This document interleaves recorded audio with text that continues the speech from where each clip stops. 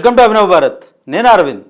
అయోధ్యలో non veg డెలివరీపై కఠిన ఆదేశాలు జారీ చేశారు. రామ మందిరానికి 15 కిలోమీటర్ల పరిధిలో ఆన్లైన్ నాన్ వెజ్ డెలివరీ నిషిద్ధంపై అయోధ్య యంత్రాంగం కఠిన ఆదేశాలు జారీ చేసింది.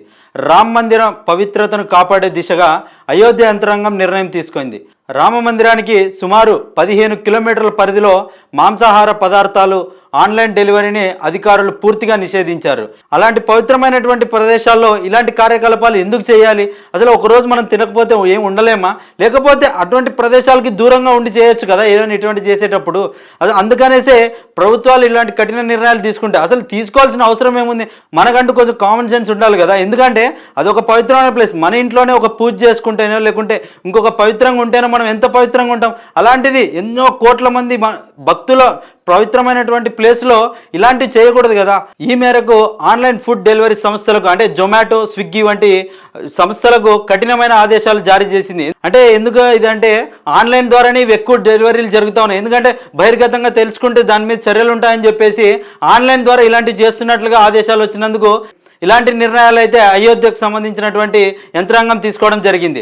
అయితే అత్యంత పవిత్రంగా భావించే పంచకోశి పరిక్రమ పరిధిలోకి ఆన్లైన్ సంస్థలు మాంసాహారాన్ని సరఫరా చేస్తున్నాయని స్థానికుల నుండి మరియు భక్తుల నుండి పదే ఫిర్యాదులు అందాయని చెప్పేసి కూడా తెలుపుతున్నారు.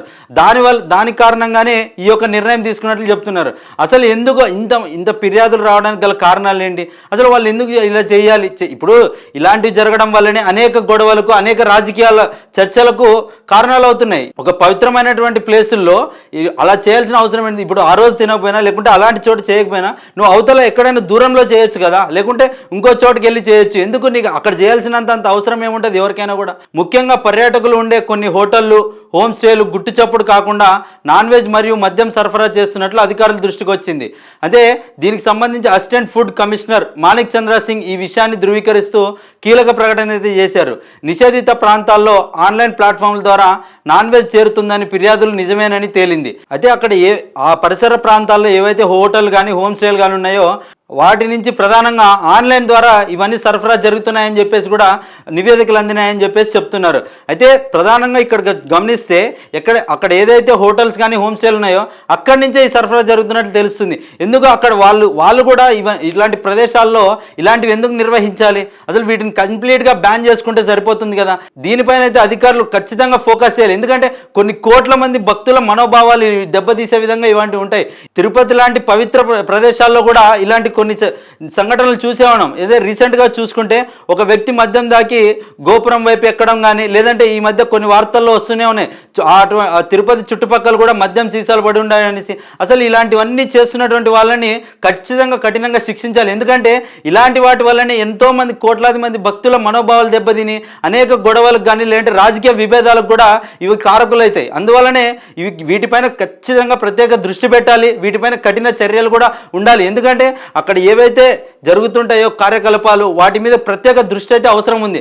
అందుకే ఇలాంటివి జరుగుతున్నందుకే అయోధ్యలో కఠిన నిర్ణయం తీసుకున్నామని చెప్పేసి ఎవరైతే అసిస్టెంట్ ఫుడ్ కమిషనర్ ఉన్నారో వాళ్ళు తెలియజేయడం జరిగింది. అయితే హోటళ్లు, దుకాణదారులు మరియు డెలివరీ కంపెనీలకు స్పష్టమైన ఆదేశాలు ఇచ్చామని చెప్పేసి చెప్తున్నారు. నిబంధనలు ఉల్లంఘిస్తే కఠిన చర్యలు తప్పవని చెప్తున్నారు. ఎందుకంటే మనం ఫిజికల్గా వెళ్ళి తెచ్చుకుంటే లేదంటే ఫిజికల్గా అమ్మడం వల్ల అది కొంచెం బహిర్గతం అవుతుందని చెప్పేసి కూడా ఆన్లైన్ ప్లాట్ఫామ్ని వేదికగా ఎంచుకుంటున్నారు. ఎందుకంటే ఆన్లైన్లో ఏం వెళ్తుందో ఏమొస్తుందో ఎవరికి కనిపెట్టలేం కదా. అయితే ఎవరైతే హోటల్లో ఉంటున్నారో లేకుంటే హోమ్ స్టేల్లో ఉంటున్నారో వాళ్ళు అక్కడే ఉంటూ ఇలాంటి ఆన్లైన్ ప్లాట్ఫామ్ని యూజ్ చేసుకొని ఇలాంటివి చెప్పించుకుంటున్నారని చెప్పేసి కూడా చాలా ఫిర్యాదులు అందినడం వల్లనే ఇలాంటి నిర్ణయం తీసుకున్నట్లు చెప్పారు. అయోధ్య మరియు ఫైజాబాద్లను కలిపే 14 కిలోమీటర్ల రాంపథ్ మార్గంలోనూ మాంసం, మద్యం అమ్మకాలను నిషేధిస్తూ 2025లోనే మున్సిపల్ కార్పొరేషన్ నిర్ణయం తీసుకుంది.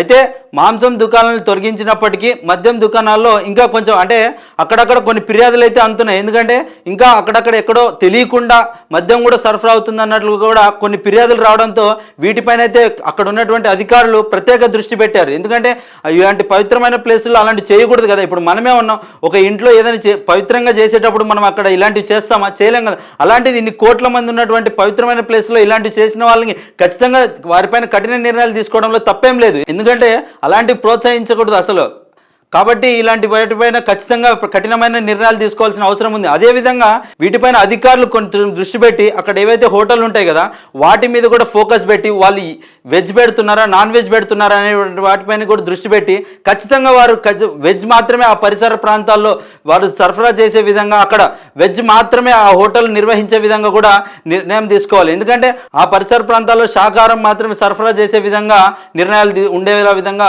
చర్యలు తీసుకోవాలి. ఈ పరిధిలో ఉన్నటువంటి హోటళ్ళు కేవలం శాకాహారాన్ని మాత్రమే అందించేలా అయితే నిర్ణయం తీసుకోవాలి.